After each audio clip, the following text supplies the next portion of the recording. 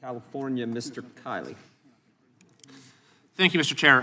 So there's a suggestion from the ranking member that no one on our side supported the ignition interlock requirement, which actually isn't true.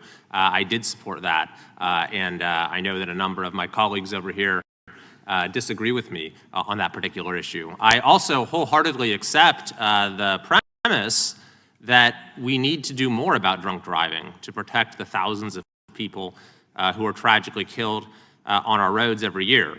But I fail to see how that premise leads to the conclusion that we ought to reject this legislation. I don't see how that premise leads to the conclusion that we should take it easy on folks from other countries who drive drunk on our roads. To the contrary, our standards for who we allow in the country are one of the ways in which we determine and convey our values.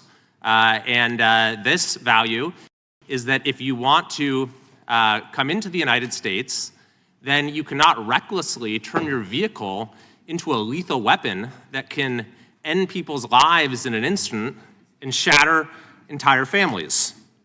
So this is a common sense measure, I think. It's why it passed the House with bipartisan support before. It's why Canada has essentially the same policy, as someone on the other side alluded to. If you have a DUI, you're not even allowed to go and visit Canada. And by the way, as far as the hypothetical of your own citizens, what the penalty ought to be, they don't all go to jail on their first offense, but they still have a standard that you can't even visit if you have a DUI. So I think this is a common sense measure. I thank my friend from Alabama from bringing it. It will get bipartisan support on the floor, and I hope it gets bipartisan support in this committee today. Will the gentleman yield? Sure.